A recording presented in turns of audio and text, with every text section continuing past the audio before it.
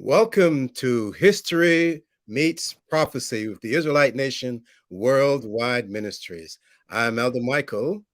And I am Officer Charmaine. It's good to have you, Officer Charmaine, and it's good that we're here because today we are going to shed some light on the hidden, what should we say, lies and deception that is behind the so-called HBCU, the historical Black colleges and universities, so that people could get a sense of appreciation for what they're getting into, whether they should join or not join. What do you have to say about that? So we are, as you said, Elder Michael, we are going to be exposing the HBCUs, sororities, and fraternities. So this is going to be very interesting. Exactly.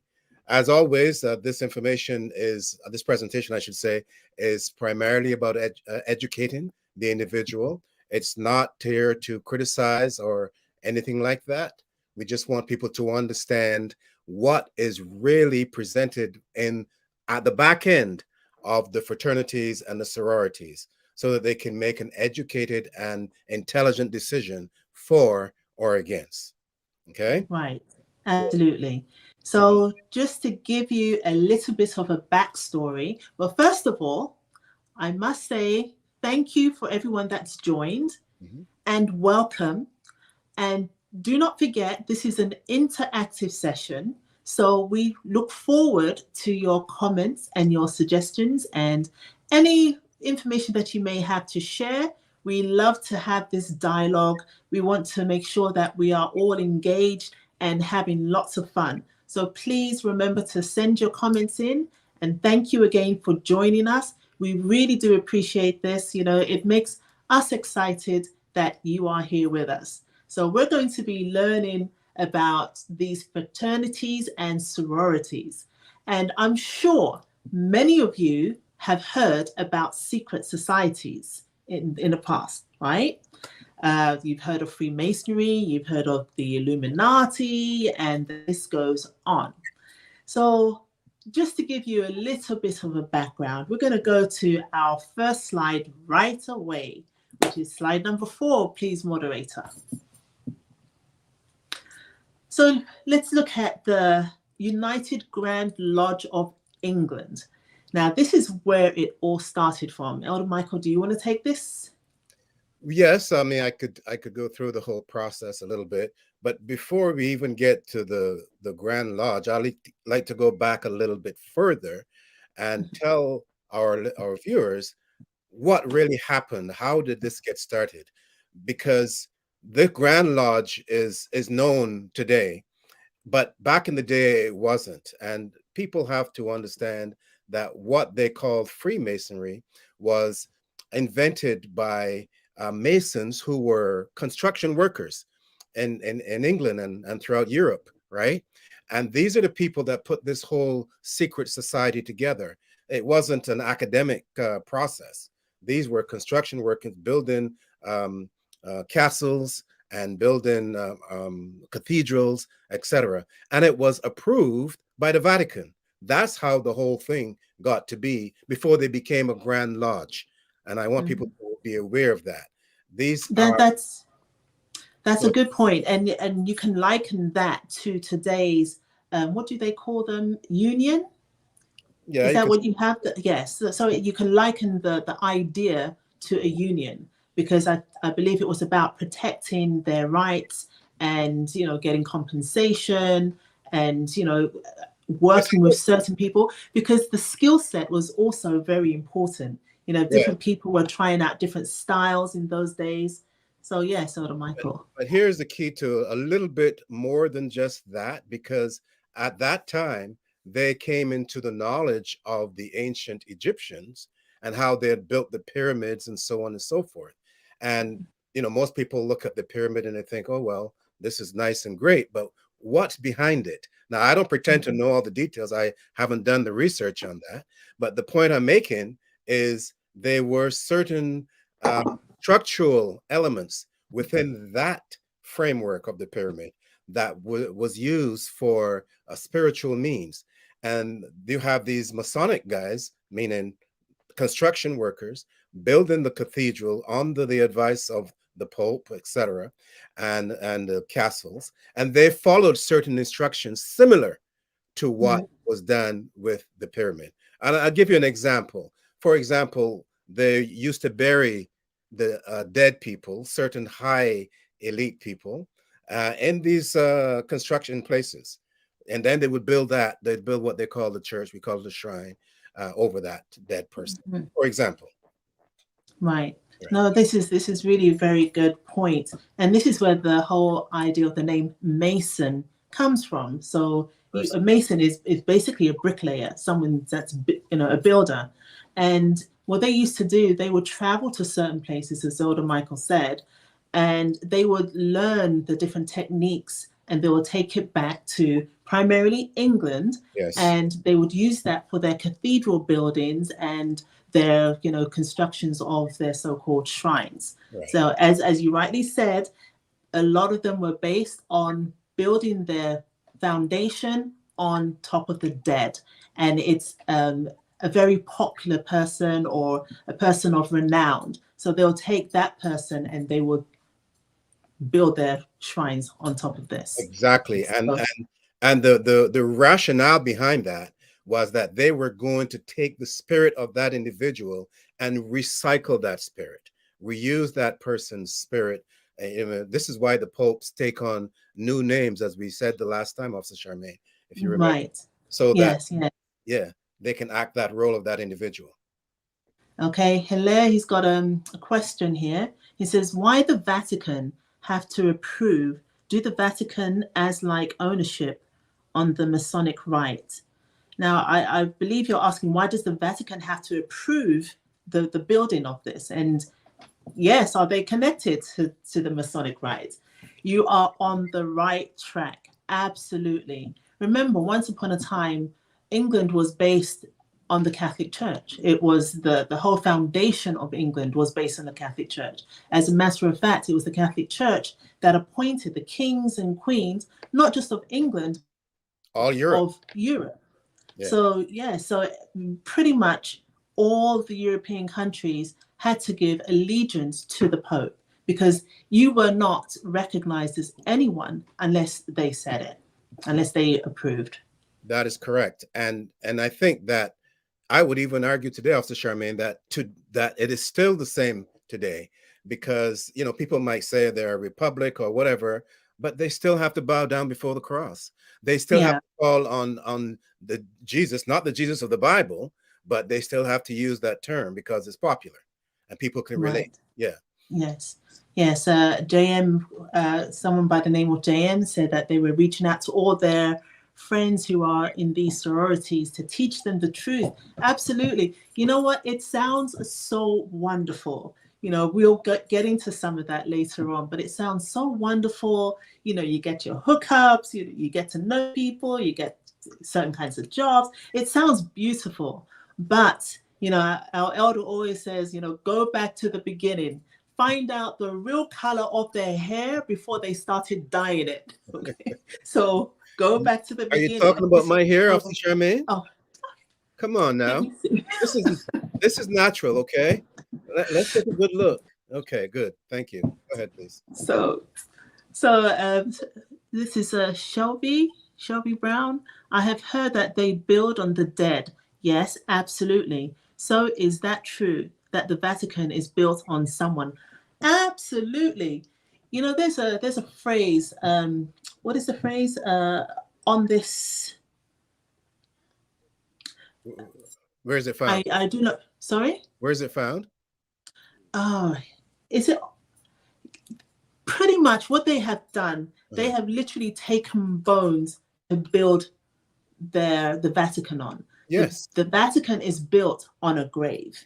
Actually, we could do a presentation on the Vatican alone. The whole Vatican structure. Yes, this is highly demonic. Yes. But yes, the same concept is used in the whole Masonic Lodge. When we go to the United Lodge, the United Grand Lodge of England, you go all the way back to this. As we mentioned before, when they were building their buildings, they had to build it, especially in the Catholic Church, they had to build it on somebody. You know, your church was not considered anything unless you had some relics, and the relics were the dead. You had to have, I don't know, somebody's femur or somebody's wrist or something. You had to have this in order for you to be considered established. That's And right. this person was considered a saint, what they call a saint, we call street, ST, whatever.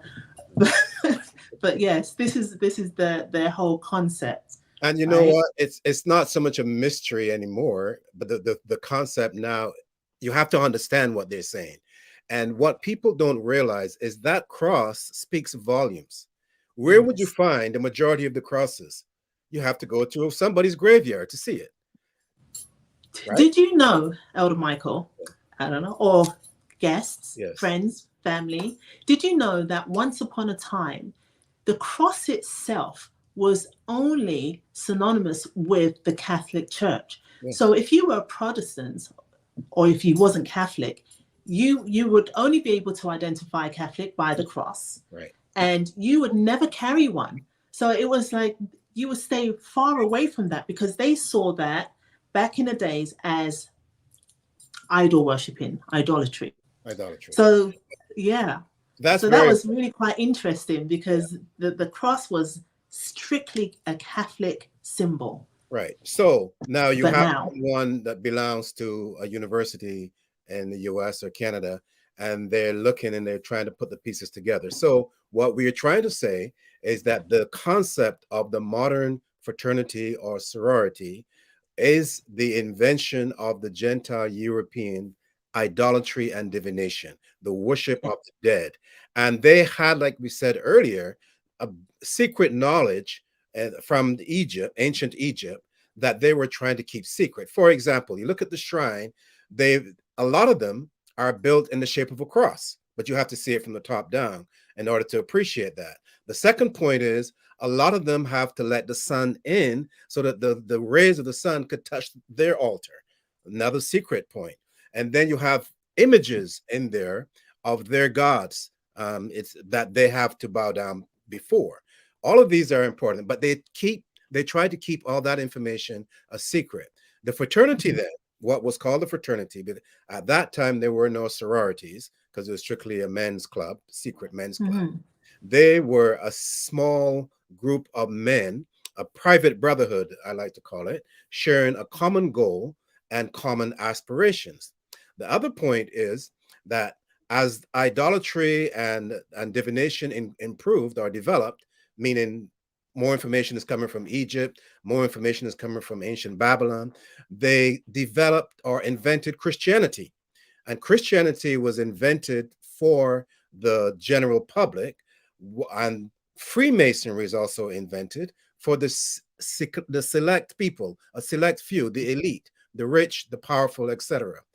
And then they would come together and they would, when the door is open, if you knocked on the door of a fraternity, you had to make the sign of the cross on your chest, as the Catholics do today, in order to gain entry into that building, and to be partaking of that fraternity. That's how it got started. It was all a very secret Christian institution. also, in addition to that, remember that when the church took over, the so-called church took over from the Catholics, the Catholics had to go underground. So a lot of these things, a lot of these signs and symbols, they came out because of that. You know, you didn't want people to know that you were really paying allegiance to the Catholic Church, which is so much more deeper than just what we think it is today.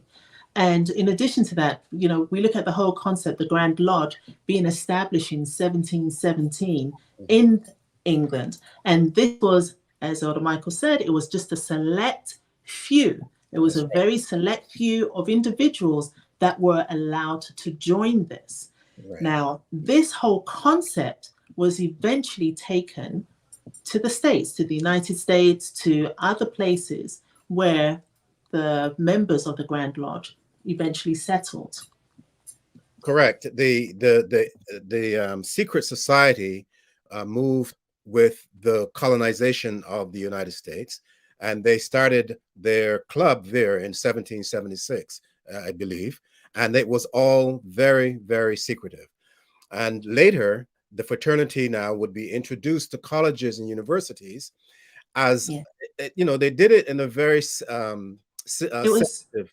Sorry, go ahead. yeah, it was more like a kindergarten, like a primary school. It's almost a place where you will go and you will pick the cream of the crop. Right. So you have that set up. And the structure of it had to do with they kind of allowed those select few to learn about the economic, the social, and the political benefits that could be had if they were to join the secret club, the secret society. And that was linked to their profession. So if I wanted to be an engineer, then I would have to go into a certain secret portion of the academic institution and meet some friends there who were also in that, sharing the same concept or the same aspirations, and then we would gel as engineers using the secrets of whatever it is, and we would learn certain things. Like I said, why were the pyramids built? Why do they have to have a dead body underneath the altar of the Christian shrine? All of these are secrets that were kept silent, and very few people understood. So today we have all kinds of so-called Black people doing these things without any understanding. And this is the point that we are trying to put forward. Okay, so let's go to the next slide, because this takes us right into this. So now you have these, wealthy Europeans, wealthy men. I should make that very clear. That's because right. Women weren't allowed to join these societies at the time. As Elder Michael mentioned, there were only fraternities. There weren't any sororities. So you had these wealthy white men organizing together, coming together, establishing, whatever it is that they were doing, the financial institutions, the educational institutions, and they were not sharing this information with anybody. But now, slavery's, quote unquote, it's about coming to an end.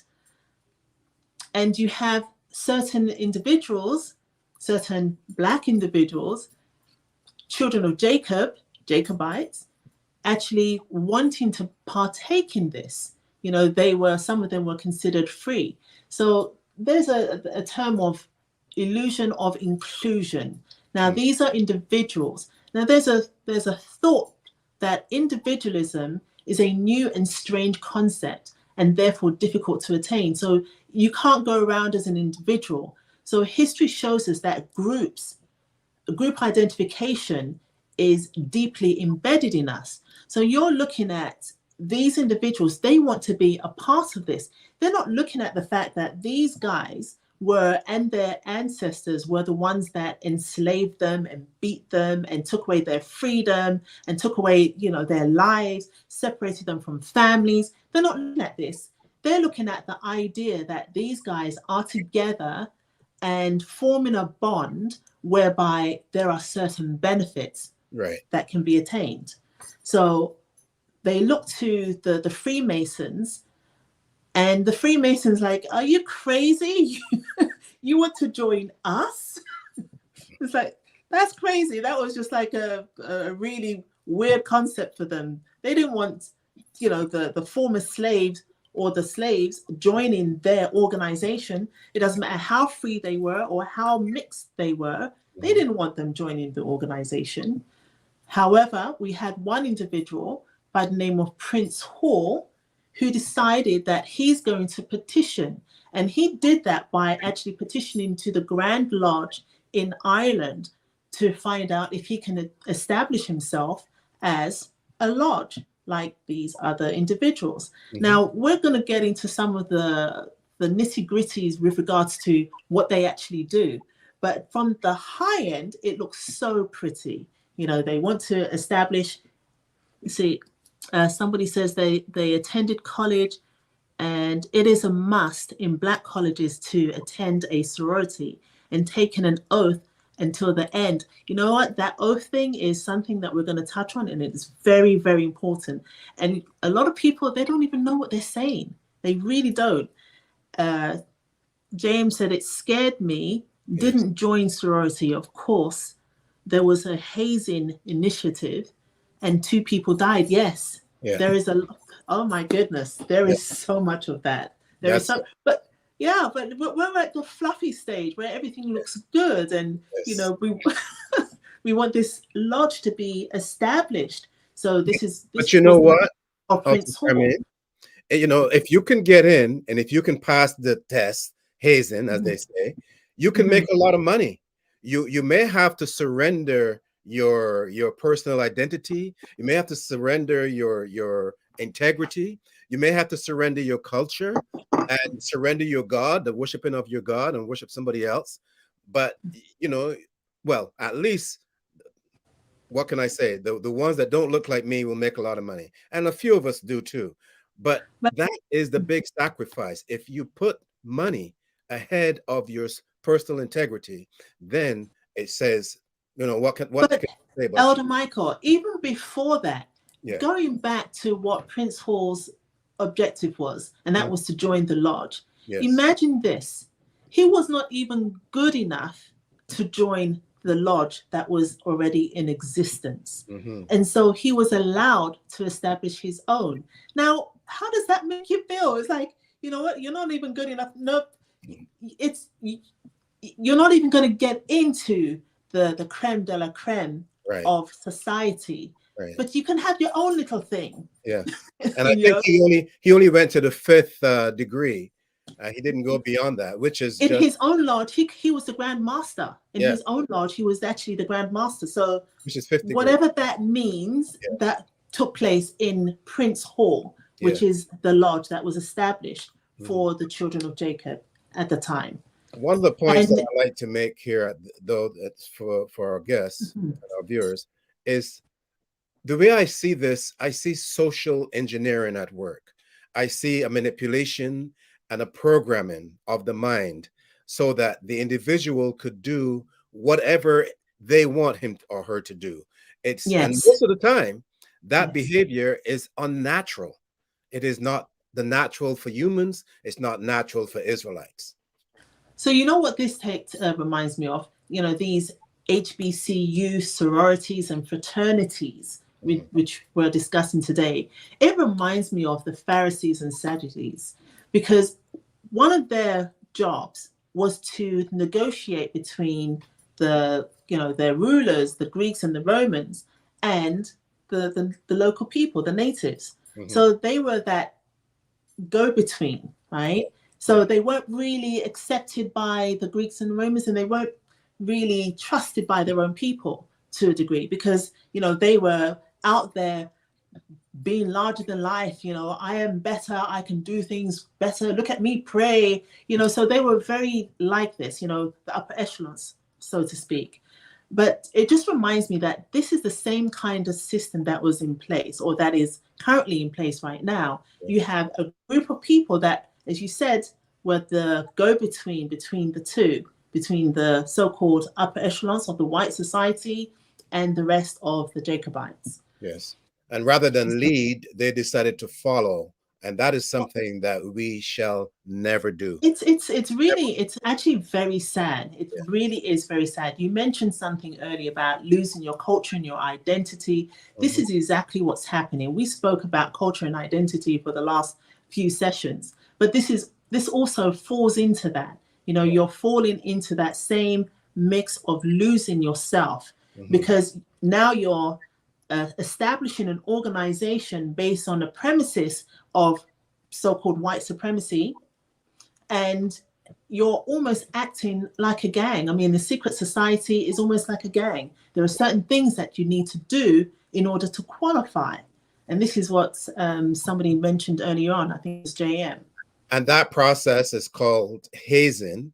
And we'll get to that later on as well, because what you have to do is really demeaning. Yes. It is very, very, very unnatural, the things that you do. But remember, in a secret society, there are things that are hidden. What you do speaks volumes to those that know what you're doing. You may think you're just drinking a glass of whatever, but the important thing is you have to submit your body, Hmm. soul, and spirit to those Yes. people in order to be part of that gang, as you said, and Right. this is what we want people to understand. Social engineering at this max. It goes all the way back to the whole idea of becoming part of the Christian church. It's like, or the Christian shrine. It doesn't belong to you. You shouldn't be there, but yet still you fight to go there. And the people that run it, they are just using you. They don't care about you. They don't care. They just want to separate you from your God, which is the God of Abraham, the God of Isaac, and the God of Jacob. That is their sole purpose. And we play into that by doing these things. And it still boggles my mind. Why would you want to join something where you were not wanted? If we go to the next slide, you'll see my favorite guy here, Mr. Albert Pike. Oh, yeah. You like him, eh? Yeah, I do. I bring him up every because he's telling you how it is. He's not mixing his words, right? It's true. I like when people are very forthcoming, because it helps me to understand where I stand. Yes. And you'll think that this is how people would look at it. They don't want you, but what do? We fight to get into these situations, and then we make a mockery by doing the black version. Yeah. Anyway, with the black version of Satan clause, the black version of these lodge. Yes. So we have here Freemasonry. So, of course, it's not, Prince Hall was not accepted. It wasn't accepted by a lot of people. And this includes Albert Pike. And he wrote a letter to his brother. And this is what he said. I'm just going to read this bit in red. It says, "I'm not inclined to meddle in the matter.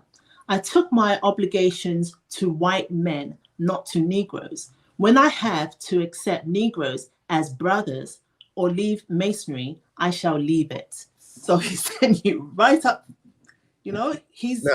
Now, one thing that I want to mention here, because I think you touched on it earlier, is the fact that a lot of individuals will see this and they would think that it has to do with black versus white. It is not. I think you said it when it said they want you not to serve your God. They want to put that, the best way to get someone to want to be included is to deny them. Tell them you can't make it, you're not good enough, right? And then they will say, "What do you mean I'm not good enough? Look at me, look at you." And they go on and on and on to justify why they should be included. But that is the trick to begin with, and they're not aware of that. They don't have any concept of what is going on behind the scenes. They think that, oh, they're being racist. Has nothing to do with that. The key is they want you to serve their God according to their standards. That's what it's all about. And their God, believe it or not, is Lucifer. And Albert Pike said it. Albert Pike actually said it. He did.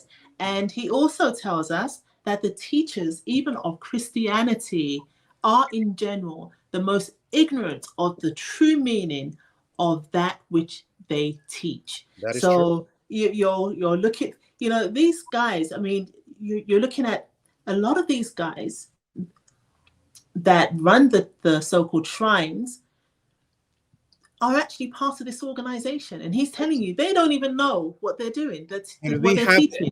Because he's looking at the fact you guys are stupid. You're coming to join and you think you're worshiping God, because the small g, the deity, but you're really worshiping Satan, Lucifer.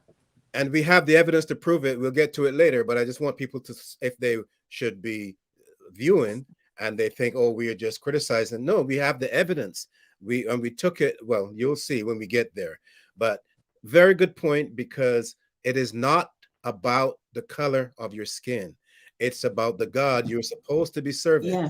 And they are bringing into your mindset a different ways. Yes. Yeah. And different ways of separating you. Right. Yeah. And they want you, again, you don't understand or you don't know that altar that you're bowing down to every Sunday, there's a dead body being planted there previously. Yeah. So who do you think you're calling on when you call Jesus? And, you think that it is a Jesus of the Bible. Has nothing to do with him. Nothing at all. And this is very important that people understand this. Yeah. No, absolutely. So now let's go to the juicy slide. Let's go to the Greek alphabet. Very good. Start with all the Greek alphabet. Oh my goodness. This was really quite an interesting I guess, quite an interesting dive when we were looking into this. Yes. And you tend to wonder why would you, as a child of slavery, a Jacobite, one, fight to join an organization that don't want you, Right. number one, and two, be affiliated with a Greek type organization. Right. You look at what ancient Greeks used to do, and then you wonder, why would you do this? The way they used to worship, they worship many, many gods. They Yeah. worship, if you moved, they would worship you. Yeah. If you walked backward, they'll look at you and think, oh my goodness, look at him. He's walking backward. Let's go worship him. They worship pretty much anything. Whatever moved. And I Whatever. have to take my hat off to the Greeks. First of all, well, in my research, I found that there were no such people on earth by the name of Greeks in ancient times. They were called Hellenes. And I think That's therein, right. and that prefix, if you will, is the giveaway, the secret. Hell, right? The They're called, Macedonians and the yes. yes.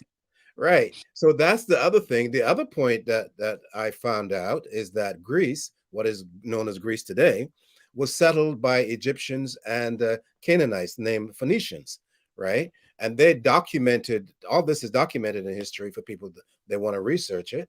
And the so-called Greek letters that the schools and the sororities and the fraternities Mhm. adopted were actually taken to them by a man called Cadmus, who was a Phoenician, in other words, a Yeah. Canaanite, and he was taking this information on. But the point I'm getting to here is that every letter has a value. Just like Yeah. when we worship in Israel in our culture, we go from the first day to the seventh day. First day is a new moon, seventh day is a Sabbath day. There's only one seventh day in a month. There's only one 21st day. So look at A, B, C, D, E, F. Each one has a value. Each one has a particular purpose. So you don't just use these letters for decorations as the fraternities and sororities of the Black HSBU or HBUC or whatever they call themselves do. Each one has a specific spiritual meaning and a spiritual value. That's the point that has to be made first. Right. So as we first mentioned, that the first so-called fraternity, the Freemasons fraternity, was Prince Hall. Yes. However, the ones that we have listed, which are part of the Divine Nine, these are the ones that are associated with the universities and colleges, especially of the United States. The Black universities, or the universities and colleges that have, mainly Black students. Yeah. So there are 9, and there is an organization which is known as the Divine Nine. Right. And they are pretty much the ones that overlook these fraternities. Now, right, so I mentioned earlier about these fraternities and sororities. Sorry, it's a mix of fraternities and sororities. Yeah, The fraternities are for the men, the sororities are for the women. And these organizations are, they're like, let me pause. They're like Could you pause? nursery school. Okay, go ahead. That's a good point there, because I get confused every time I see these things on why then do the men dress up like women? Why don't they just go and join the sororities? I mean, it's a rhetorical question. It's not, I'm not posing it to you. I'm just confused by that.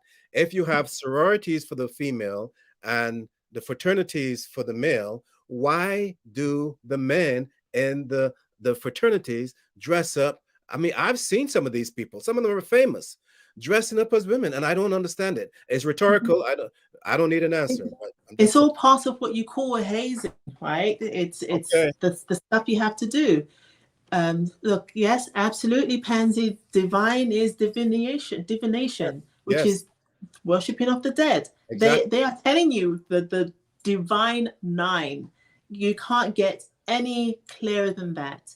They are serving the dead. That group was called the Boule, Yeah.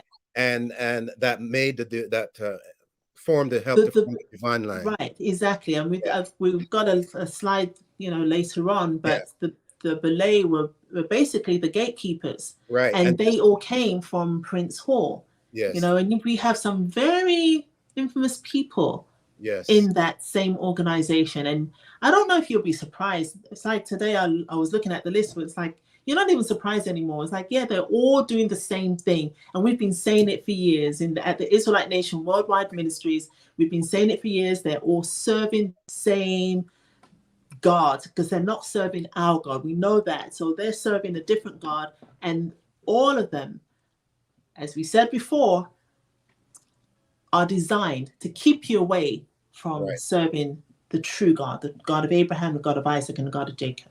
Yes. And So to add to that, the Boule, when I did my research on that, I found there was a Greek council, a lower status Greek council, that they were responsible for local administration. So, for yes, instance, you have the federal, then you have who looks after international and national, and then you yes, have the local, which look after your local communities and the cities and so on.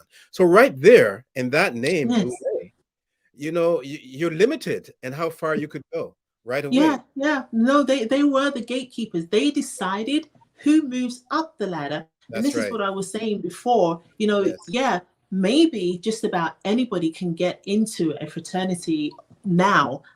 Back in the days, it wasn't as easy as that. You had to know somebody, or your family had to come from that line. So it was a very established thing. So Mhm.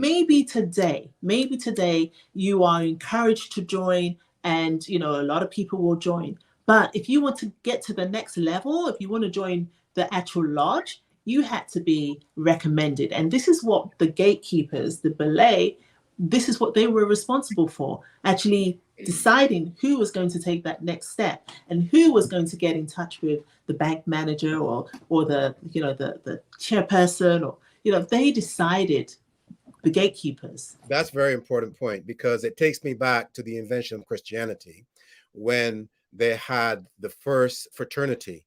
And Mm, in order to get in, like we said at the beginning, you had to make the sign of the cross like the Catholics do today on your chest. And then yeah. you would go in, because the cross back then was secret. As you said before, Officer Charmaine, it wasn't used except by the Catholics, right? The Mhm. Protestants, the Anglicans, they did not use it back then. So the point I'm making, though, is by making the invention of Christianity, right, allowed them to select certain individuals to Yes. go to the next level into Freemasonry. It was Yes. Christianity's fraternity was a Yeah. recruiting fraternity Yes, that's the that word to allowed, use. yeah, Yes, that, that's the yeah, absolute best word to use, yes, because that's exactly what they were doing. They were recruiting you. So, yes, but this is where it started. It's, yes, is this person obedient? Is this person willing to do right, what they are supposed to do? And the whole idea with hazing comes into this, because you're looking, and this is mainly the men that this affects. Of course women are in this as well, but imagine, men are going into this, and they are, whether it's consciously or subconsciously, they are agreeing to be emasculated, to be their manhood, or their maleness yeah, taken away from them. I yes, saw pictures yes, of men in nappies or diapers, yeah, and they're chugging, I guess, alcohol, but it's supposed to be like milk or whatever, and they're out in public. It's a pathetic display. You were talking, you and I, we were speaking the other day about some of the movies that actually yes, display some of yes, these organizations. And yes, honestly, I looked at it. I remember it was about 15, well, about, I don't know, almost 20 years ago, almost, actually 15 years ago, Stomp the Yard. something the Now, idea. my son, he used to love that movie. Oh my goodness. Every time he saw it, he would put on his puffy tracksuit, and he would run in front of the TV, and he would start doing the whatever.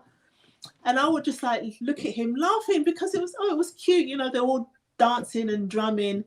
But oh my gosh, that is just so, when I think about it now and think about the corruption, it's completely corrupted.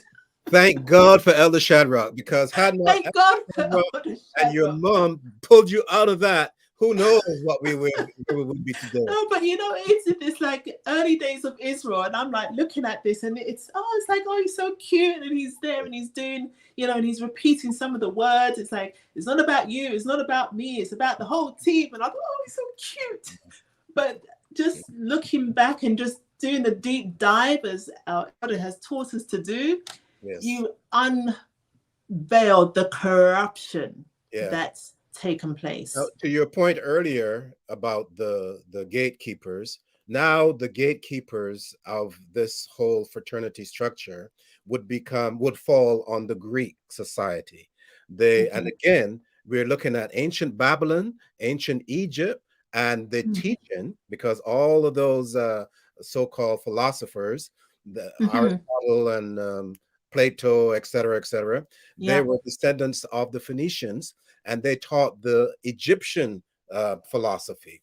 Now, the Greek, which came from Babylon. Right, which came from Babylon. That's where the cup of Babylon that everybody has to drink from. Everybody Right. drinks. And to your point, now they got not only drunk as they were drinking before in their diapers, they were mad. In other words, their mental capacity diminished substantially because now they can't think for themselves. They got to think for their superiors. So Greece now is the what do you call it? I call it the bridge, but I think the gatekeepers, because you're coming from Babylon, ancient Egypt, and you're going into Europe, and you have to pass the test of the Greeks.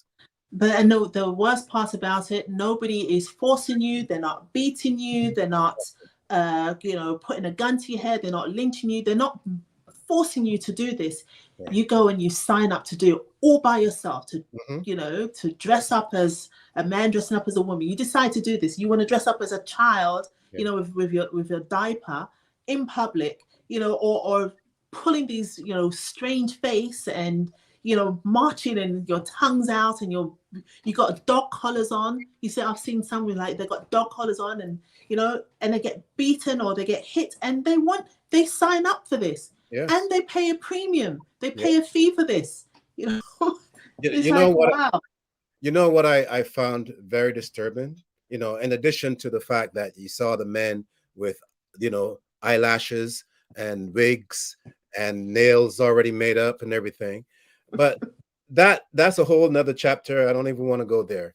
But when the Jacobites were branded on their chests with the first letter, the alpha, or whatever you call that, I don't know. And, reminds me so much like the days of the Christian slave owners, how they branded our forefathers on their chests with their symbols. And then some of them also wore the tattoos. That's it. Yeah. You're so right. Yeah, they wore tattoos of the emblem of their fraternity.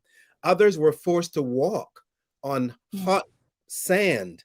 And it reminded me of the slaves crossing the Sahara, going to the slave ships in that hot sand, back in Western Africa. So here they're going through the whole process again. These are Black people doing this to Black people. And you look at the whole idea of tattooing. You talk about branding. Let's look at tattooing. They gladly, it's like, come on, guys, somebody's putting their stamp on you to say that you belong to them. But now they don't even have to do it. You go and you go and pay for the same brand to be put on you. A nice little tattoo here or there to show who you are, because each of them are representative of one of these fraternities or sororities. Right. So my point in raising this though is, you see, I talk about social engineering and how it affects the mind. Now you can see that the mind is completely wiped. It's whitewashed. They cannot connect what they're doing in the hazing process with what our forefathers did on their way to the slave ships. And then you have what is that? A paddle. And they got beaten on the butt and stuff like that. Right. Same way the slave masters used to do back in the day in the slave ships. Why can't they connect? Right. And also, you, as you speak, the pictures like forming in my mind, when they're doing their steps and they're doing it in, a line form, it's almost as though they're walking with the chains, they've got the dog collar for one, and they're walking in a line form, doing whatever it is that they're doing. It's exactly the same thing. Exactly. It's like you're reenacting going into slavery. That's Yes. what you're doing. You're reenacting going into slavery to a place where you have a special name that they call you by, which is becomes your new identity, because Yes. we understand that a name has heavy spiritual connotations. So you can remove it or whatever, but you're damaging yourself, especially if you don't understand. Let us repeat that point again that you're making. Joining a fraternity or sorority is the Jacobites voluntarily returning to Christian slavery. That is what it Yes, was. The it is. Christians enslaved It, us back you in the become day. a perpetual slave. You Yes. become a perpetual slave. So Volunteering, signing up. yeah, how stupid is that? I mean, I could see we didn't have a choice when we left to West Africa. We had to do what we had to do. Okay, now here we have a choice. Why do you want to do that? I don't get it. I mean, yeah, maybe there is money to be made, but to go through that and sell your soul to the devil, it doesn't make any sense to me. But Okay, I know so I'm making logical, but it doesn't make sense. yes, Kai, it actually is true, and it Yeah. is a wow. And you know what the funny thing is, what I read? I read, okay, so the real lodge doesn't want you. They don't want you. They tell you to do your own thing. You set up your own thing. But Yeah. guess what? You as a privileged member of one of these fraternities or sororities, you as a privileged member get to pay into a pot that goes towards their charitable organizations. Mm-hmm. Look at that. How fortunate. So you're paying into whether it be a cancer research, whether it be the Smithsonian Museum, you're not owning these establishments, but you're Right. paying into them. You get That's the privilege to pay into them. yes. Like, And wow. and if one or two of us you were elevated, the 98% of us or 99% is still in trash. So Yeah. I don't understand why they would take that selfish attitude, right? Rather than look out for the group as a whole. And like my elder would say that you put 4 or 5 black men together and there's nothing but chaos and confusion and destruction. I say put 2 together and they kill each other, out of ignorance. So the point is, we're not criticizing. We're trying to say it doesn't work for us like it worked for the Europeans. Get out now Exactly. before it's too late. This is what you call a clash of cultures, Yeah. right? We have taken an oath to the God of Israel Yes. And I have through that. our Too. forefathers, Yes. through Moses. Back in the days, Moses says, we will do these things. He read out the law, statutes, and commandments, and he said, we will do these things. So we have taken this oath. And now we are making a pledge to the unknown God. And I'll show you later on. But it's just so That, crazy when you think about, can I read that for guys, them? what are you doing? Let me It's read that oath to them, dangerous. please, Officer Charmaine, because I Sorry. think they need to hear it again. And make a note, please, ladies and gentlemen, is Exodus 24, 3-8. I'll read it quickly. It says, and Moses came and told the people all the words of the Lord and all the judgments, and all the people answered with one voice, and said, all the words which the Lord hath said we will do. That's once. Now you continue. Moses wrote all the words of the Lord, rose up early in the morning and built an altar under the hill and 12 pillars according to the 12 tribes of Israel, whom we are. All right. Then he said, young men and children of Israel, which offered burnt offerings and sacrificed peace offerings of oxen unto the Lord. And Moses took half of the blood and put it in basins, and half of the blood he sprinkled on the altar. And he took the book of the covenant, which is the Bible today, and read it in the audience of the people, and they said, all that the Lord hath said, we will do and be obedient. Twice. The next verse, it says, and Moses took the blood and sprinkled it on the people and said, behold, the blood of the covenant, which the Lord hath made with you concerning these words. 3 times that oath is now Yes. locked and sealed. How are we Yes. going to go and worship Lucifer in some kind of sorority or fraternity? And that's what I'm saying. They don't know what they do. Amen, amen, amen, Elder Michael. I don't get it.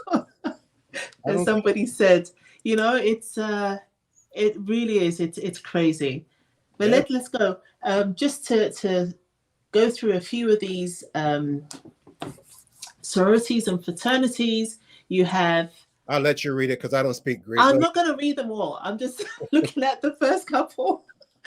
So these are, as you mentioned earlier, these are the Greek letters. There's the Alpha, Kappa, Alpha, the Alpha Phi, Alpha, the Delta, Sigma, Theta, the Zeta, Phi, Beta. How am I doing? Your Greek is The great. Iota, Mine. Go ahead. Knock yourself out. Iota, Phi, Theta. So it's like these are, wow, it sounds really, it sounds great. It does. It sounds so, oh my goodness, I want to be part of the Sigma Gamma, what's that? Rio. So, but at the end of the day, what really are these? What are they representing? Who are they representing? And when you have a society, as we said before, with a name like Divine, Divination, Nine, these are the people that are overlooking these sororities and these fraternities, and they decide. They are the gatekeepers. Yes. They are the boule. These are those that came from Prince Hall to decide whether you go to Prince Hall or you go to become a CEO or whatever. They decide. Now But here they have to consult with the other. Grand Pope. Yes, they have to do that. Yeah. Exactly. Now, as you were reading, though, I couldn't help but think about the curse of slavery. And I was always remember what my elder taught me about this. He taught all of us about it in the book of Deuteronomy, chapter 28. And I remember verse 43 and 44, when he said, the stranger that is within thee shall get up above thee very high, and thou shalt come down very low. That's what absolutely you're precisely right there. It says, he shall lend to thee. In other words, give you the instructions in this case, and thou shalt not lend to him. Because if they were lending to him, they'd be teaching him about the laws, the statutes, the judgments in our culture, right? And here's a final point. He says, and he shall be the head, and thou shalt be the tail. And this is all that is in my mind right now. When I heard about a fraternity or a sorority, I am seeing people that have gone back to Christian slavery again. They have willingly volunteered for it, to be the tail and not the head. How stupid is that? What are they on?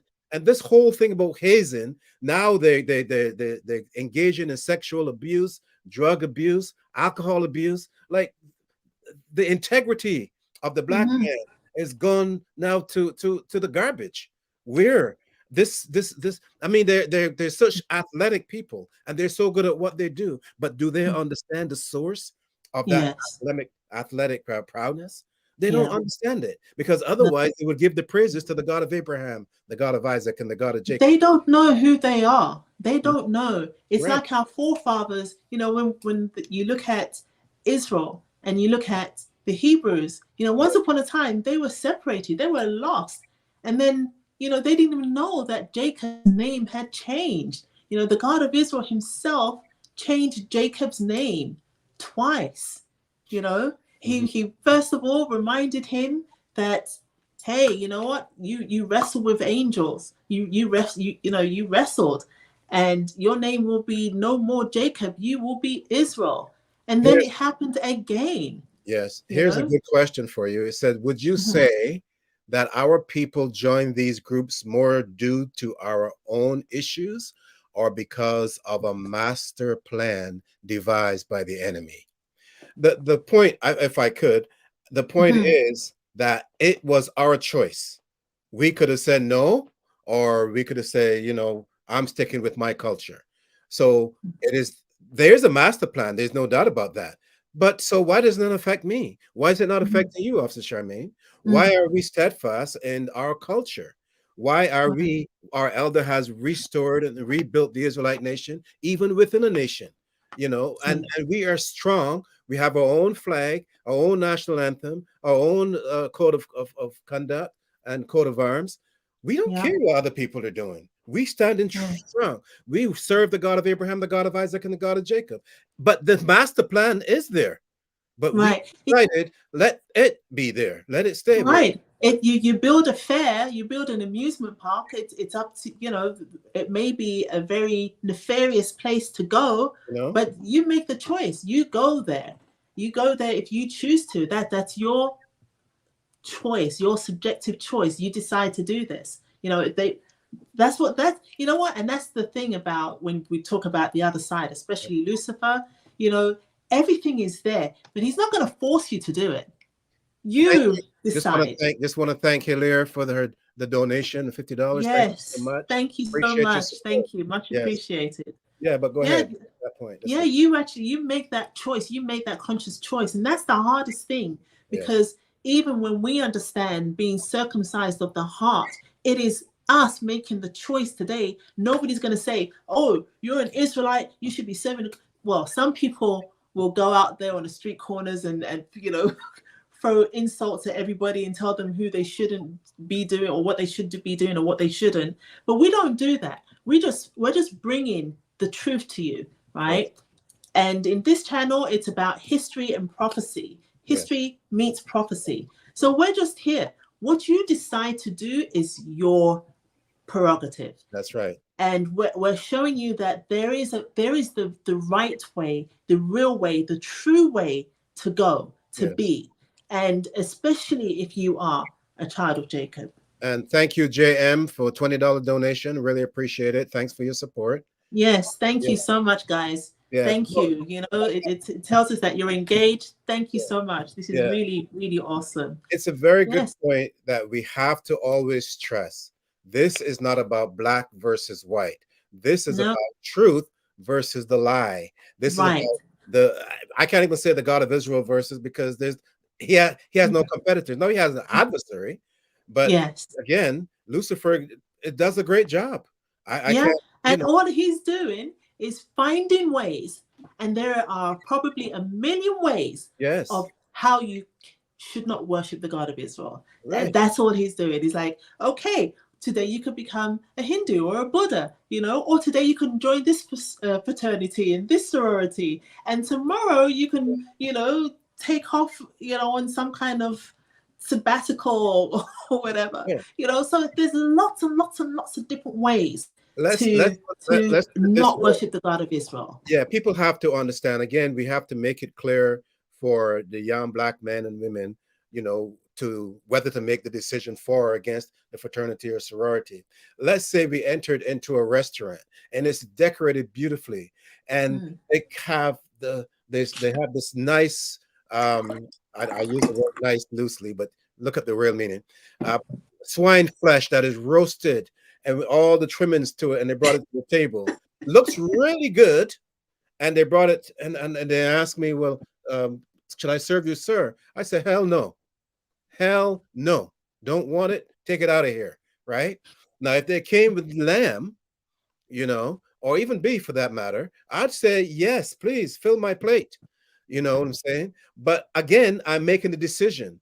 I have a choice. I have a culture. I have a God that I serve that has Especially now. Yeah. Yes. Yes. Especially now. Do you know that it was in 1998, I believe, that Prince Hall was actually recognized as part of the Grand Lodge? In 1998, how many years after slavery were, Prince Hall finally recognized? What they're saying now is that you're all the same, Right. Before, but even though they're saying that doesn't necessarily mean that it's no, of course not. in reality. It's still a separate entity in their And whole, I don't blame them. in the I whole don't blame them scheme. for doing it. I think it is good that we have that division, because I think Priest Sandal said it yesterday. We were sanctified and made holy, meaning there's nobody else like us on the earth. You cannot be sanctified if you're part and parcel of the whole world. We've got to be called out. That's the difference. And this is what we're trying to bring to light to the whole world, to let you know that there is a God in Israel, and he does have a people. And it doesn't matter who you are. If you decided that this is where the path you want to follow, this is the path of truth. If you decided that no matter what you believe in the integrity of the truth, regardless, there is a path, and the path is clean. There's no tricks. there's no confusion, there's no disillusion. It's very, very clear. Yes. And I'm telling you, just go right back to the beginning. You can see how clear it is, especially in comparison to something like this, which is designed to, what was the word you used earlier? Oh, To scout you, yeah, yeah, I to forgot. right, to Yeah, take you out and to put you recruit further to into recruit you recruit, into right, Freemasonry. right, Yeah, exactly, to yeah. recruit you And in order onto to the other qualify, side. And that's just the baseline, yes, you yes. know. There's a good point right there. The from the book of, oh, I think she moved it from the book of Job.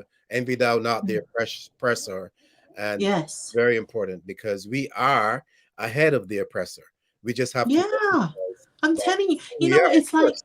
it's, you know, if you do not take responsibility for who you are, if you do not respect who you are and Yes. respect your culture and Who's going to respect your respect way you? of life, Yes. who's going, how could you Yeah. expect anybody else to respect you I and tell to respect people, what you do? you know, part of my research, and I didn't want to bring this up, but I think I will. You know, the guy that put his boot on the foot of the neck of this other guy, the black guy. You know, they probably all belong to the same lodge, but that's not all. No, they go to the same church. Yes, They the sit together in the same yes, pews. but the lawyer that represented the dead man also belonged to that same lodge. You know what Yes, I'm saying? they, So they here, all they all do. how is it that the police officer belongs to the lodge, the man, the victim belongs to the lodge, the judge belongs to the lodge, and the lawyer that plead? So where is the truth? Where Yep, is justice? yep, There cannot be any. You know, yep, it's funny because I used absolutely. to say to people all the time in Atlanta, you know, outside of the nation, I said, if you go to court, don't tell the truth. Just cast a shadow of doubt because and black people would go to court and say, yeah, Jesus told me this and it says this, and what, so what? It doesn't make no difference. If you cast a shadow, you can get off. If you tell the truth, you go to jail, because that is a whole different justice system. And that is the, I take my hat off to it, because it is not for you or me. It is for themselves, the ones who are running it. And we'll get to that video later, but not the video, So let's go to the next slide. the next Let's slide. have a just quick look. And you know what? Yeah. The bullet. So these slides are just showing you in different ways the same thing. You know, you have what we call the boule. Yeah. As we mentioned before, these are the gatekeepers. They went to Prince Hall. They are the modern day Pharisees, if you want to call them that. You know, they are part of the Sigma Phi Pi Phi, which is a non-collegiate and is also known as the Boule, which was established in 1904, all part of Prince Hall, right? Yes. And you just look at some of these people, a lot of them you can recognize immediately. Oh. And this gentleman here, the one in the far right, my right at the bottom, Mhm. that's W.E.B. Du Bois. I know Boy. he's an excellent intellect, for a better term, but he was one of the first that joined this organization. Mhm. And it was him that actually decided that, yes, we need to pick the best of the best, the creme de la creme. Mhm. So he's telling you what the organization is set up to do, the top 10, and we're going to move them and advance them in society. So he's telling you exactly how they are structured. Right. So I yes, this see is Nelson Mandela there as oh well. yeah, I'm telling And you, they're no, all there, and I'm telling you, there's some of them. My heart just like I was so saddened just to hear some of them join. But I guess when they don't know, they they don't don't know. know. I Yeah, guess yeah. it's just really unfortunate. Again, it is worth mentioning. This is not about black versus white. This is No, about black people making an ignorant decision to are the children of Jacob, Jacob. children of Yes, Jacob, going Jacob, back into yes, Christian slavery, right? Rather than stand firm willingly, on the precepts of the yeah, truth, which is the book of the Holy Bible, of course, as taught by an Israelite, written by yes, Israel for Israel, about Israel. That's us. We are Israel. Yes. And, we're looking at this, I know a lot of people, and I'm assuming this, it's a big assumption. And you guys, put in the chats if I'm completely wrong. But a lot of people, they would look at, a lot of people will say, yes, Freemasonry, oh, I would never join. Illuminati, oh, no way, I would not touch that. But they would go into the fraternities and the sororities. They will go into this because they don't know that these guys, Same they're thing. pretty much one of the same. It's the Yeah. same gang, the same. It's all stemming from the same place. They're all the same. It's a good point. If you go to a Christian shrine, you are one step away from that fraternity, if you will. Yes. No, you're right. You're right in there. It's just exactly. another avenue. It's just another avenue. Right. So if you go to the next, sorry, go ahead. No, it's true. They turned their backs on their father who created the heavens and the earth and embraced Lucifer, who is his adversary.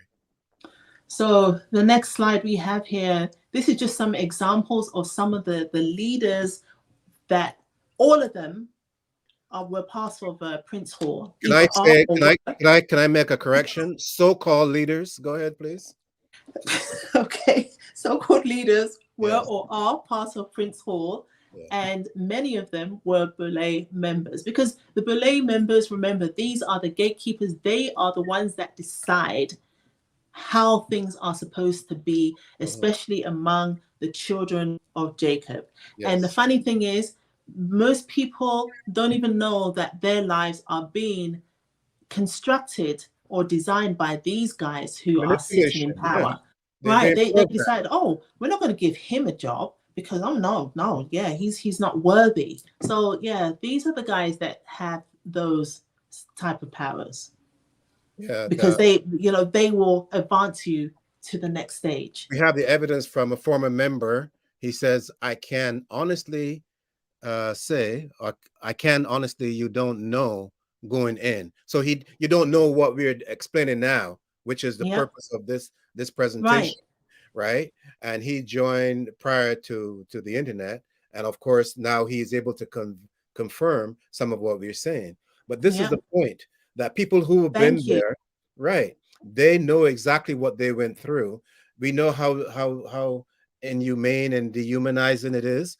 It really is. The stuff that you're made to do, the stuff, that's why they call it secret society, because, for the most part, these pledges that you're making, there's a reason why you're pledging like this. There's a reason why you go through these hazing processes. You make you say things that you would never say to anybody, because they're going to keep that over you, because it's a give and take situation. It's a contract, If you want to be part of this, you got to tell us. Apologize to Miss Morgan here, because I did say he, and she said I'm a woman. Thank you for that correction. I appreciate that. Again, we see a lot of things that we don't quite understand, but no, appreciate your comment as well. Thank you so much. Yes. Right. So so it's a give and take situation. So for the most part, you don't know what you're signing yourself up for. Because you've gotten to the point whereby you are begging to join, and then eventually they say, okay, yes, you can join, and on this night, this is what you have to do. And as you mentioned before, many people have lost their lives. Joining these societies, these little fraternities and sororities. They've lost their lives. And you know what? The people that causes them to lose their lives, they're not even prosecuted. Right. Because of their status. It's like, oh, it's an unfortunate incident. Okay, let's move on. And it's that's right. Shaquille O'Neal, yes, he is there, and Scottie Pippen. I'm telling you, this is how they manage to get ahead. The reason why they're not prosecuted is you go to court, you see the judge, right? What do? You don't have to say anything. You make your sign. You make your little sign. Right. I learned this from my little 12-year-old. What does it mean? I don't know. I have no idea. You make the signs, right? I don't know what these signs mean. What this? Like whatever. And you hear hand signals. Oh my God! Yeah, I don't know. It's like whatever. It's really interesting, but it's all about having the hookup. It's not about what you know, it's about who you know. That's right. Anyways, I was going to say something, but I won't. Even within that framework, there's a limitation. There is a dark cloud that you can't go beyond. Yeah. Put it that way. So if you can see that there are some very prominent people that are parts of this organization, people that you probably hold in high esteem, then you want to wonder, how did they get there? Well, let's look at that list, the next slide, and see if it's So you have look at Al Green. Oh my goodness, come on already.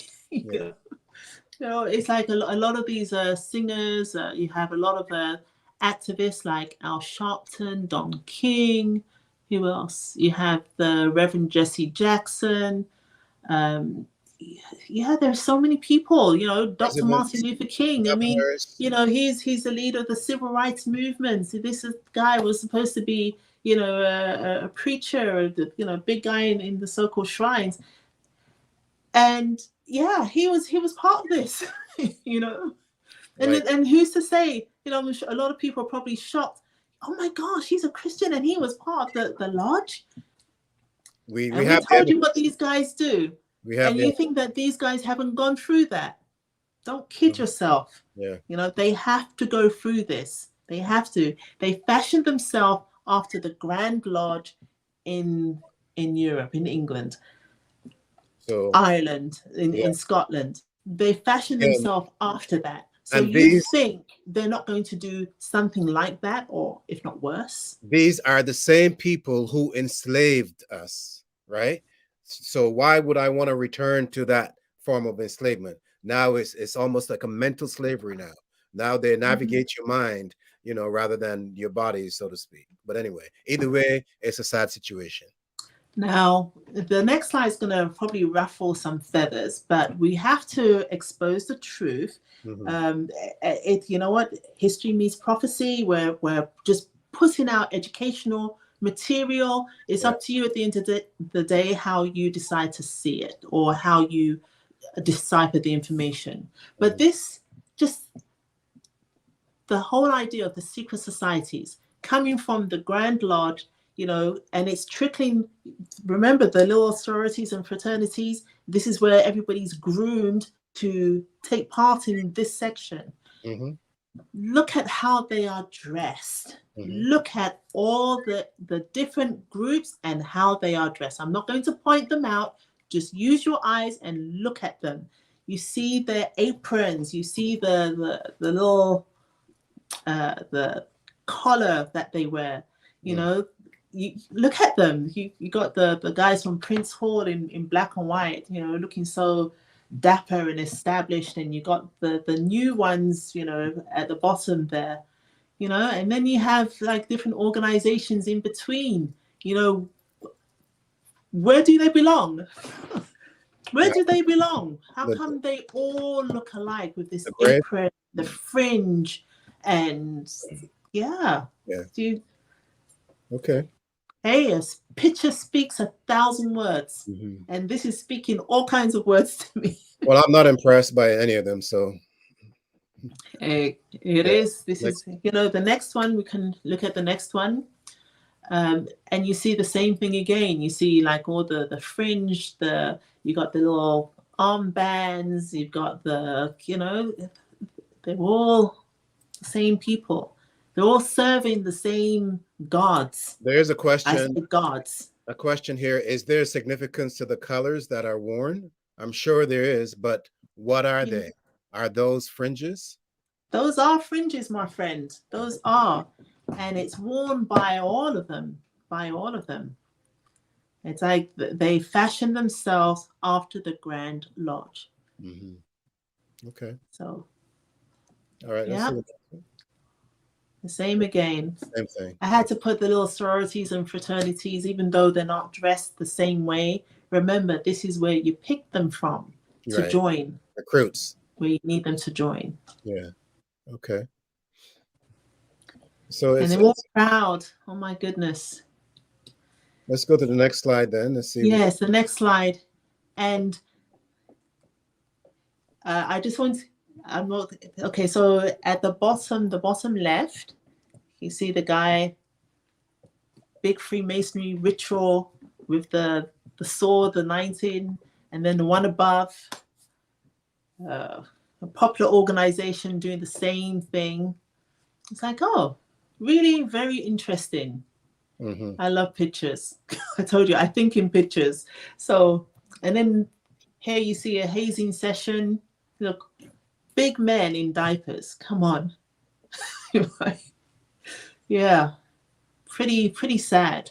Yeah. And there is one thing, when you finally come out of your little sororities and fraternities and you decide or you're chosen to perhaps join the lodge, there are certain rituals that you have to take part in. And some of these rituals are based on reading from the King James Version of the Bible, reading from the Quran, reading, and you have different, for example, the Shriners all involved in this. It's a, how can I put it? It's an amalgamation of all these different groups that you think are separate, but they're really one. Mm-hmm. Okay. Let's see the next one. This is something you want to go into, Elder Michael. Yeah, I think this is the reason why a lot of people join. They make the sacrifice, right? Because they figure that if they could get to know people who are, what should we say, who's got a lot of money, let's put it that way, and who has power, that they could benefit from that. But these are some stats that we got that show what are the social, political, and economic benefits. But I like to think that these are primarily for the Gentiles, for the Europeans. But we'll throw it out for everyone that thinks that it could benefit the Jacobites as well. 85% of the Fortune 500 executives in the United States belong to a fraternity at one time or another. That's a high number, a percentage. Mm-hmm. That would make you really think about it. These are the Fortune 500, the most powerful and productive companies in the United States. Yeah. 85% of the U.S. Supreme Court justices since 1910 came from a fraternity. Yeah. Who wouldn't want to join, right? Who wouldn't want to make the sacrifice? Yeah. If you don't value your personal integrity, go ahead, join, right? Again, this is what I'm talking about when I say you don't have to go to court. I'm just joking when I say it, but don't go to court and tell the truth, because you go to jail, because they don't know the truth, right? They can't handle the truth, as that movie said the other time. 76% of all congressmen and senators belong to a fraternity. That's a very high number. All U.S. presidents, except for about 8, belong to a fraternity. So, I mean, all I can say, the advantages look really, really good on paper, right? Of course. 63% of the U.S. president's cabinet since 1900 belong to a fraternity. A U.S. government study showed that over 70% of those who joined a fraternity or sorority graduated, compared to under 50% of non-fraternity sorority graduates. It didn't say you didn't graduate, but there's a 20% gap or more for those that are in the fraternities and sororities. And that's a big gap also. Over 85% of the student leaders of 730 campuses are members of a fraternity. Now, this looks quite impressive. It is. Oh my goodness. They're not telling you the cost, right? How much do you put on personal integrity? How much do you put on sacrificing your culture? How much do you put on serving Lucifer as opposed to serving the creator of heaven and earth, the God of Abraham, the God of Isaac, and the God of Jacob? Can you put a price on those spiritual advantages? No, you cannot. But that is what? Exchange of your soul for the riches of the world. Exactly. And I think it was it James that said, those that love the world cannot love God, or have no place to do with the God of Israel. Yeah. And again, this all stems from the fact that so many people, they want to be a part of something. Yes. They want to feel included. They want to, the God of Israel, he understood this. And that's why he has so many feast days. So, all Israel, yeah, feast days. We got some feast days coming up, guys. We got Yes. some great feast days Passover, coming up. Feast of We got Unleavened Bread. Passover. Exactly. Feast of Unleavened Bread. We had an amazing New Year's, by the way. Thank you for Exactly. asking. Yes. But again, the God of Israel, he understands that, we need family. We need people to be around us. Gangs know this. They know this inside out. That's why they allow you to come. But in order for you to pledge your allegiance, you have to go through some crazy things. And it's the same thing with these fraternities and sororities. You have to go, you can't just go and, you got to give to get. And Yes. the greater the sacrifice, the greater the benefits, apparently. So, But you yeah, never sacrifice your personal integrity in the Israelite nation. You you enhance, never. you No, you enhance your never. personal integrity. No, you enhance. Exactly. Yes. It's all So about enhancing who you are, not that's about right. sacrificing. Exactly. It's We it's sacrifice, the lamb's already been sacrificed for us. exactly. Right? All you got to do is follow the instructions now. And nothing is going to degrade your integrity. You're going to come out feeling like a prince or a princess, because Exactly. our Father's king. To make Yeah. your life, your world better. Yes. Just knowing who you are. You don't have to degrade yourself to Right. this level, lying in a coffin half naked, or, make people spank you on the bum or whatever. The strange things that they do. Apparently that's what I read. So Yeah. you I read won't it. have you won't have to go through all of that in Yes. order to serve the true and living God, It's So the next slide is really quite interesting. And I can't say this is a vow. So yes, I can't say that this is the vow that all the fraternities or sororities pledge. right. But I just marked one area here, which is, it screams at me, and that's why I put it in red. It says, I thank whatever gods with an S may be for my unconquerable soul. Wow. So look at this. We're talking about the selling of yourself, the Yes. selling of your integrity, and it's going to whatever gods. So it's showing you that each of these fraternities and these sororities are dedicated to a Greek, because it is about the Greek Well, world that we're talking about. yeah. It's dedicated to a Greek god. And you Right. probably won't even know that until you've climbed to the next level. Right. And it's coming from the world of the Egyptian gods. Right. You That's what know, I acknowledge a they donation. both have a pantheon of gods. Sorry, yes. Just want to acknowledge the donation from James Gibbs, $50. Thank you so much, James. Thank you so I really much, James. appreciate it. Thank you. Yeah. Much appreciated. But it comes back to the point that we made at the very beginning, Officer Charmaine, when we stressed that this is more than a physical operation. This Yeah. is highly spiritual. Because why are gods there, plural, for example? Yes, You yes, know, they're telling you. yeah, And this is a very popular poem, but it's also a pledge, it's a vow, it's something that they say.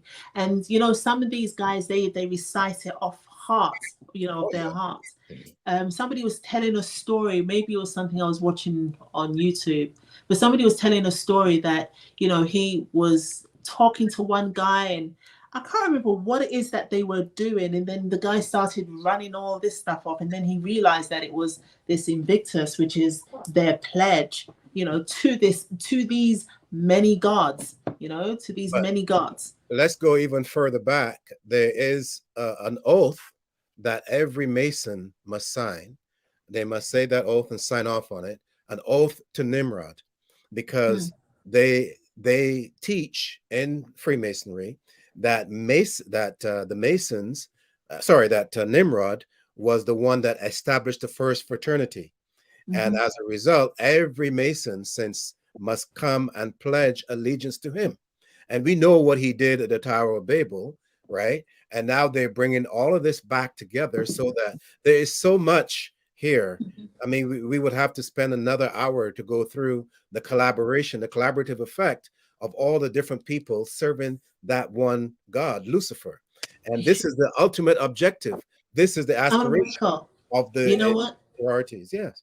You mentioned a really powerful thing, and we didn't even say it, and the connection is right there. Yeah. Remember, we spoke about Freemasonry, where it came from, Masons, Yeah. building, and you said it right from the conception was with Nimrod and the building of the Tower of Babel.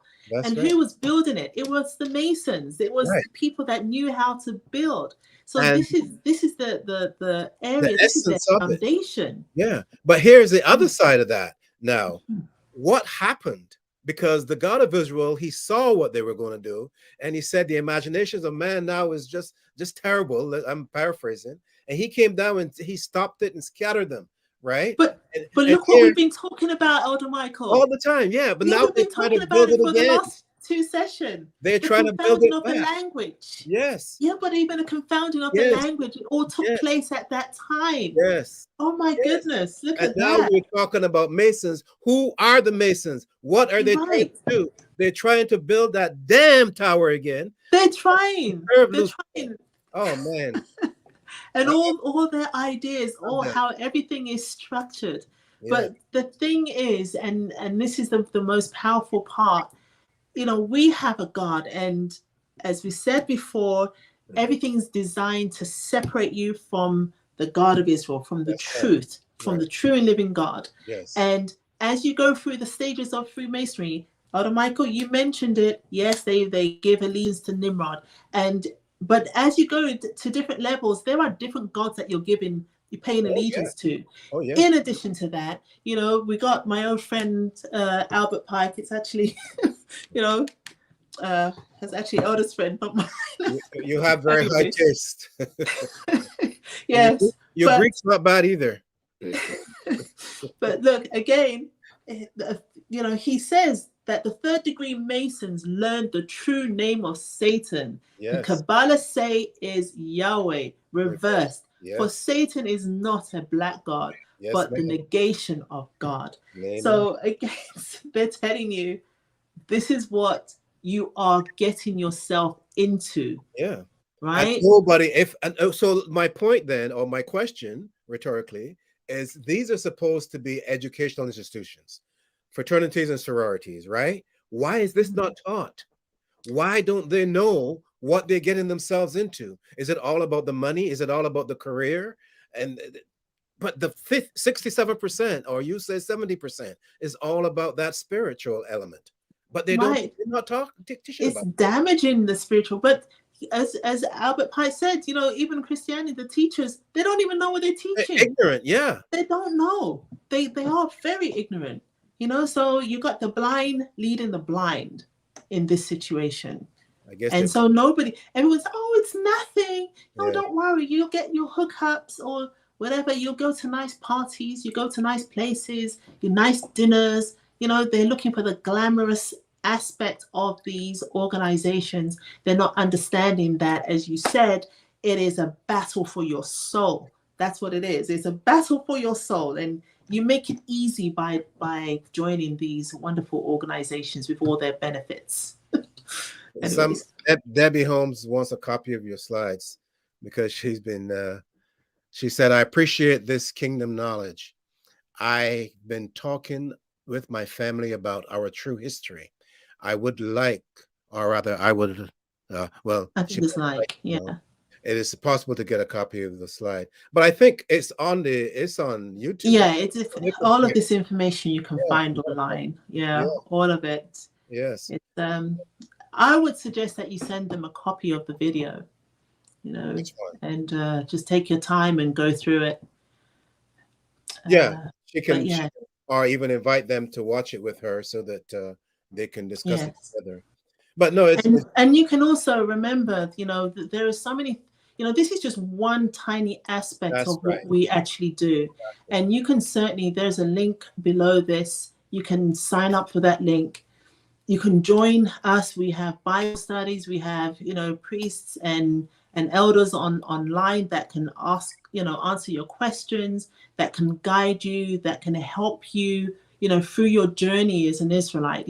We understand that, the world has really done a number on many of us, and we are traumatized by the things that we have gone through in our lives. Our lives may be long or short, I don't know, but we could be traumatized, but we can help guide you through that. Many of us have been through so many different things. We can guide you. We understand exactly the kind of battle that you're up against, and we have people that knows how to get you to that next point.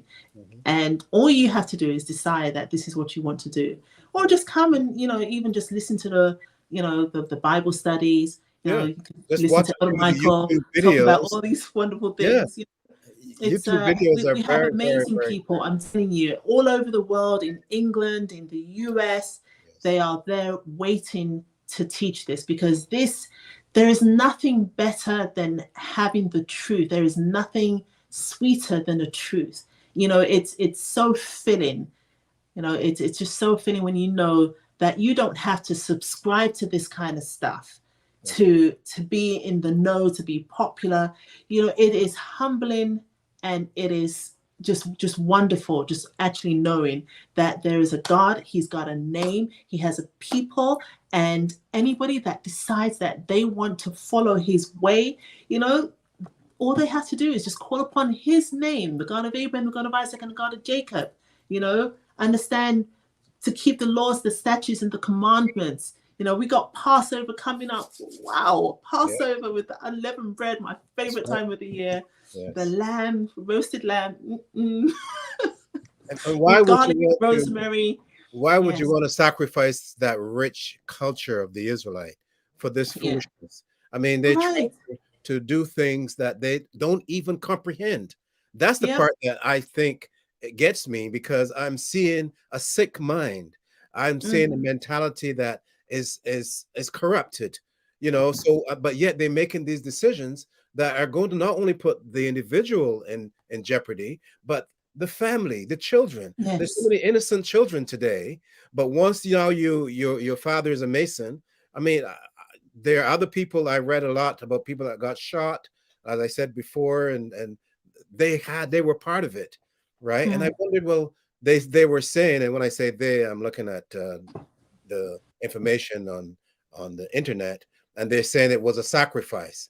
I mean, I'm not going to call any names, but there's a lot of stuff that you can look up and see for yourself. It doesn't make any sense to me, but again, I'm not surprised that that's the way they put it. And why the sacrifice has to be one of us. That's yes. or You know what? Israel is the sacrifice. We are the sacrifice. makes sense. There's a question here from Shelby Brown. Yeah. It says, thanks, Elder Michael and Officer Charmaine. Can we get a video on the construction of the Bible from King James and how it got here? That's on the list, my love. It's on Well, the list. yeah, stay tuned for that one. That'll come. Yes, it's definitely on the list. Yeah. I But think right it's a now, I like the people to take a look, not here, but when you get a chance at your own time, mhm. read Ezekiel 28, and you Yes, get some information pertaining to who is structuring all of this, as you said, mhm. or the master plan, and Yep. how it's unfolding. And it talks about the king of Tyrus, or Tyre, however you want to pronounce it. Sorry, yes, Yeah, exactly. all of that. And you will see, as we said, this is why Greece is the middleman, or the gatekeepers, so to speak, because Hmm. bringing this stuff from Babylon, they're bringing it from Egypt, they're filtering it Yep. to the Canaanites, to the Greeks, Yes. and the Greeks now are taking it to the rest of Europe. And also, I mean, there's so many. The Greek mythology is a Yes, it's a perfect big thing. I'm example, telling you. yes, of the It's like secret doctrine, because I mean, Jesus spoke in parables. undeniably. Full disclosure, Jesus spoke in parables, but then he went to his apostles and he broke it Mhm, down for them, word for mhm. word. But now these Yeah, guys are speaking in mythology or myths, right? Meaning they're telling the truth, and they're not explaining the details. Take, for they're instance, not. Mm, what's that? Jason and the Argonauts came mhm. all the way from Egypt all the way to Greece, but nobody will tell you about it, right? Yes. Explain it. Take about Europa and the bull, the the bull swimming across the ocean. Now, come on, bulls can't swim. Give me a break. So who is that bull? Is it Yeah. Zeus?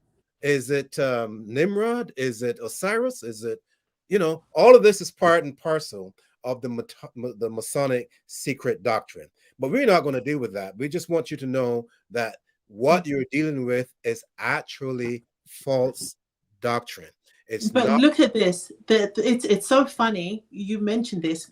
You're looking at this whole construct, the Greek philosophy. Yes. Right? You're looking at the whole construct, and they talk a lot about myths. Yet still, this is a place that is known for learning, right? Yes. And it's so funny how people under this construct are quick to point out what we do as a myth, right? It's like, let's discover what's in the Bible. Did the flood really happen? Did the plagues really happen? So they're so quick to point this out because this is what they base their world on mythology, on these demigods. So it's like they're looking into a mirror to see who you are, but all they can see is their own face. That's right. The old demon in the mirror. The demon is in the mirror. Right. Debbie is asking, do you have anything in New Orleans? Like, what do you mean anything? Like a branch? An establishment. Oh. In New Orleans. No, but again, we don't. But the closest. If you sign up on the little form that I mentioned earlier, you will find somebody in an area close to you that will get in contact with you, and you can begin a discussion there. Right. But the key though, like you say, in the mythology is something that you go to college and they put all this emphasis on the Greek mythology. And it's like it's all mythology. What is a mythology, right? The one thing I like, they make up certain things, right? Yeah. So is it true? There's a little bit of truth. There's lots of lies, and this is what they package and give you. That's right. And because they know that's what they do, they turn around and believe or think that that's what you do too. Exactly. It's like, no, that's your own mirror. Look at yourself. Yes. Don't be pointing your finger at us. Yeah, the Greeks they talk about Homer as the one that wrote the Iliad and all this stuff. And the Iliad and Odyssey, yes. Right. But my research shows that there's never been anyone by the name of Homer. So I had to investigate it further. And Homer is like the origin of this whole mythological and philosophical perspective. And then I started two and two together. Sorry, and I see that your friends, the black boys, they have homies, and they have their homeboys, and I'm like, damn, how did they do this? Homeboys, and but again, your mind is remarkable. Hold on, Michael. I was never. Oh my gosh! Okay. It's there, and from the Christian slave owners, you got what is it, Homer, and to the black gangsters, you have the homeboys and the homies, the ghetto gangsters. So I don't know. Okay, so this next slide is pretty much one of my favorite. If you think we're telling lies, right, just have a look at this. Yeah, that's the one I like. This is the one. If you think that we are telling lies, if you think that what we're saying is false or it's not true or we're exaggerating, take a look at this. Elder Michael, take them through this. Yeah, okay, cool. I'm not going to read it all. I'm just going to read the labels because what is this, Elder Michael? What is this? Oh, these are what are these cornerstones of the cornerstones Christian for what? Christian institutions. The cornerstones. I remember the scriptures. The shrines, right? Shrines, the Christian shrines, right? This is where the people go every Sunday to worship. And they're praying to Jesus, and they want nothing to do with Freemasonry because they know it's a cult and it's evil and the Illuminati is terrible, and they know this, right? That's what they truly believe, and they're going in and they're praying to their Jesus every Sunday. Okay, that's right. Keep going. These are some of the pictures that I took. Some of them in Atlanta and other places, and when I first saw these things, I almost vomited. I felt so sick in my stomach Why? Could you explain to the guys what they're looking at? Right. Now, this one in the upper left-hand corner, rather, is Morehouse College. It's what should we say? The 125th anniversary of Morehouse College. This was going back to 1992, and I think initially up front here, and I can't see the detail of it, but it has to do with Martin Luther King and his speech. But look at the key here, the element of it is that's what I want you to point emblem. out. Why Yes. is that a Masonic emblem? This is an all-male college in Atlanta, and they're going there. This is some of the supposedly top scholars in the United States go to Morehouse, and but they're all Masons because you're being educated under a Masonic structure. That's what Morehouse College is all about, according to this. And don't take me at my word, please. Visit and see for yourself. You'll see a big statue of Martin Luther King, and he's right next to the obelisk at Morehouse College. Why? Why are these things necessary? That's the question that they would have to answer. Then you have the next one is the Zion Chapel AME Shrine, and this one is in Mississippi. Why do they have at their cornerstone a Masonic emblem? The next one is the United Methodist Shrine in Texas. Why? Why again do they have that? Yeah. And following that, you have the first African Baptist Shrine in Georgia. Again, the same thing. And you can take your time and read them. You can download them for yourself. Then there is the what is this one called again? It's Billups Grove. I never heard of it. Yeah. Billups Grove. And this is in Atlanta, Georgia. Or is it Athens? Athens, Georgia, which is the northern. Yeah. Same thing. Why? And here in the southern, the lower level, we have the that's the Hearts Chapel Methodist Shrine. Yeah. Followed by the Summerhill Baptist Shrine. Right. And Jefferson, Georgia. And then in Ohio, there is the Morning Star. Perfect name. Morning Star Baptist Shrine. And you know who they claim to be the Morning Star, right? I'm glad Ezekiel is not here. And then we have the Pleasant Hill Baptist Shrine, and this is located in Georgia as well. And there it is. Why do all of these Christian institutions carry the Masonic emblem in their cornerstone? The cornerstone is significant because it is saying on the precepts of this cornerstone was this institution built. The foundation was laid. Yes. Yes. All of Masonic. So now that we use the term Masonic Christianity, you see what we're talking about. And this goes all the way back to the Pope. This is nothing new. Exactly. Right? So, exactly. All the way back to England. Yes. All the way back to, the establishment of Babylon, wherever you go, it's right there. Yeah. It's very significant that people be aware. Look at the cornerstone and see. If it doesn't say Israelite nation, then it's part of hell. Simple. Yes. You're not going to see this emblem anywhere near the Israelite nation. No, never. Nowhere near. Never. And they, as you said before, they use our book. They try to teach our culture. Why don't they teach a European culture? Why they don't teach something from Greece, or in this case, they should be teaching from Egypt or it's all about delusion and confusion, right? That's all it is delusion and confusion. You think you're doing one thing, but you're actually doing something else. You think you're serving one God.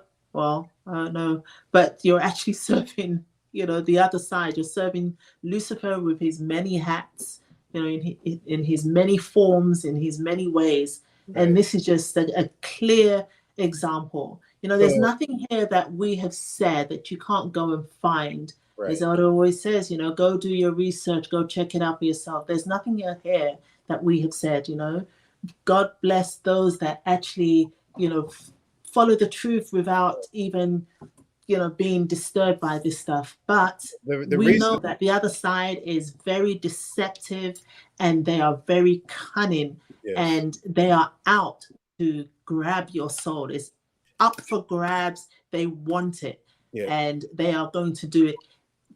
It's going to look so beautiful. And you may know people that have been very successful, but you don't know if they were put there for your own soul to grab you. And you the don't other know point to that is they may have been successful, but they sacrificed their spirit to what attain they've success. It makes no sense. What have they done in order to get to where they've gotten to? Yeah. Right. And why is it that the rich people die from the same diseases as the poor? You know, it doesn't make sense. It, you know, we are suggesting to our guests and our visitors, please, by joining the Masonic Christian fraternity or sorority as a child of slavery, you are disrespecting your father. You are volunteering to go back into slavery again. Right? Yes. You're disrespecting the God of Abraham, the God of Isaac, and the God of Jacob. There's a price to pay for that disrespect. When things happen to you that are not positive, whether it's a police officer or some gangster, you know, the point is, if you're disrespecting or you're sowing the seeds of disrespect, you will reap the fruit of disrespect. You can't have it both ways. You would not be able to respect yourself. Exactly. You will not have integrity in yourself. And your children. Self comes first. If you don't respect yourself, then who do you expect to respect you? And thank you, Luncy Smith, for your donation of $50. Appreciate it very much. Thank you. Yes. Absolutely. Yes. So we are trying to make this knowledge available to you, whether you are in the United States or Canada or in the Caribbean or wherever you are, to make you understand. To join these fraternities, you've got to disrespect your father. He is the God of Abraham, the God of Isaac, and the God of Jacob. He created the heavens and the earth. He formed the spirit of man within him. You have to disrespect your mother. Your mother is the Israelite nation. We have the covenant, which is the marriage contract between the God of Israel and the Israelite nation. You have to disrespect yourself, right? And there's a price to pay for these things. I want you to know that these things are done in complete ignorance. And we are here to shed the light on you so that you can understand and appreciate what you're getting yourself into and decide whether you want to go forward or you want to go backwards. So the choice is yours. So and you know, you've put so many pearls out there, Elder Michael. Thank you. You know, thank you.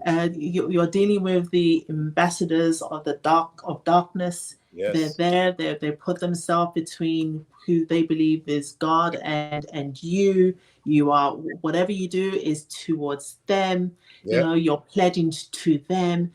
Oh my gosh, this is just so really filthy and deep. And I just pray that Paul, our minister Paul said it best. We're dealing with spiritual wickedness in high places. Yes. This is not against flesh and blood. But against spiritual principality and powers and spiritual wickedness in high places. And it's there. And I think it was a dear friend, she put in the chat Psalms 83, and there's one, it says 83:3, they have taken crafty counsel against thy people and consulted against thy hidden ones. You know, it goes on to say, they have said, come and let us cut them off from being a nation, that the name of Israel may be no more in remembrance. Oh my gosh, this is so big. It just gives me chills. Oh my goodness.